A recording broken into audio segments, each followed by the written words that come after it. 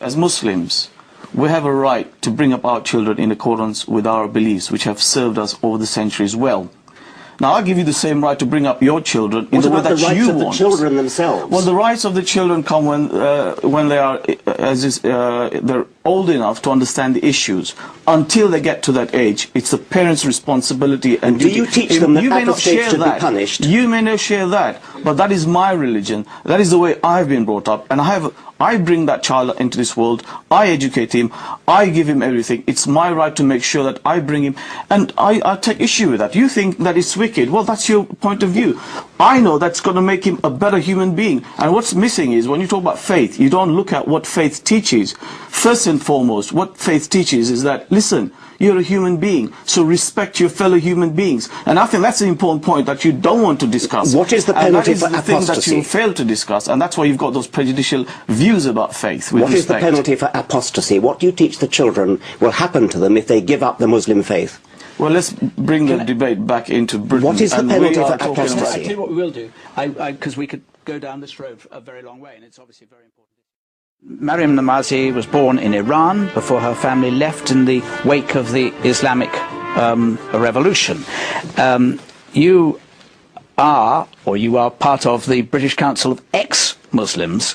I presume that you believe religious principles are not entirely helpful to developing moral values. No, I actually think that oftentimes religious principles are actually quite immoral, to be quite frank. And I think that if you look at examples where girls are sexualized at a very young age, for example, if you look at Islamic schools where they're forced to veil, where they're taught that they're different from boys, where they're not allowed to listen to music, where they're completely segregated, and many such examples like that. I think, in fact, if there is any good morality that comes out of even religious education, it's not because of religion, it's oftentimes despite religion, and it's the result of an enlightenment and a vast social movement for 21st century values that have had an effect on religion as well. Let me bring in, I will come to you in a moment. Let me bring in Mohammed Muqaddam in response to that. I don't want to misreport, but at Muslim schools, the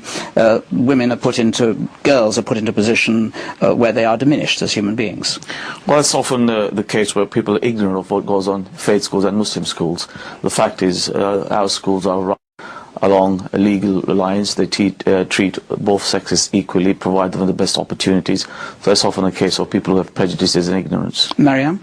I mean, I think it's typical of Islamic schools and the political Islamic movement to label any criticism a sort of prejudice and thereby racism, thereby trying to make people silent on criticizing it. I think the issues are very clear. I mean, the head of the Islamia school, for example, was quoted in an interview saying that you're born a Muslim, you're always Muslim, you can't leave. And that's things that have been told to me untold times for having renounced religion and Islam.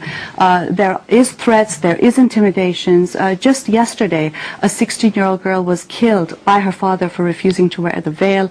I think Islamic schools very much do suppress and restrict girls. Richard Dawkins, from your perspective, presumably you wouldn't be entirely opposed at all to the idea. I would be thoroughly in favour of education in the Bible as literature. You can't understand English literature without the Bible. You can't take your allusions. And that's an aspect of what the bishop was saying. Is absolutely right. This is a Christian country. Historically, it's a Christian country. You can't understand English history or English literature without a knowledge of the Bible. And by the way, I think I should say that the act of collective worship, I don't approve of it, but nevertheless, the Christian religion, especially I think the Anglican religion, is benign by comparison. If a child at the end of its school career wants to give up religion, the church will quite happily say, okay, go your own way. The penalty for apostasy in the Christian religion is not death. There is no penalty for apostasy at all in the Christian religion. The Christian religion is comparatively benign, and we should respect it as such. Richard Dawkins, does a God-shaped perspective or set of values do any harm to the way in which children should be taught at schools right now? Thou shalt have no other God before me, thou shalt make no graven image, thou shalt keep the Sabbath holy. What on earth's that got to do with anything to do with morals? That's the 10 Commandments, or at least 3 of them.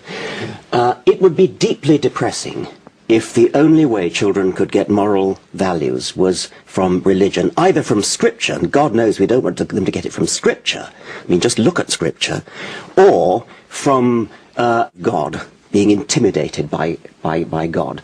Anybody who is good for only those two reasons is not really being good at all.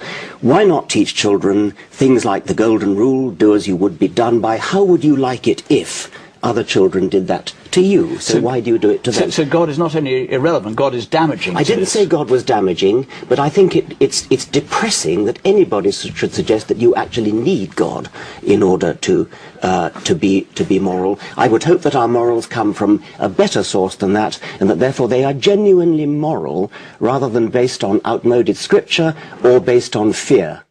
Professor Dawkins said, if a child is born into a family given a certain religion, when that child growing up basically knows more about their religion, and as they grow up they learn about other religions and choose, and they can...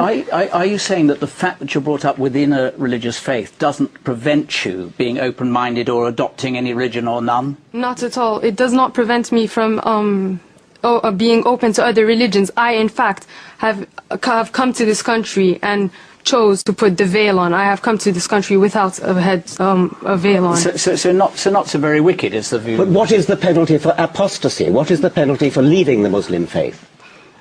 To be honest, I cannot back that point up. Dr. Mukadam, what is the penalty for apostasy? And, before... We keep coming down this apostasy. Well, give us a quick answer on what is the penalty for apostasy, and then we'll come to the audience one. You very well know, if it's an Islamic country, then the Sharia is very clear.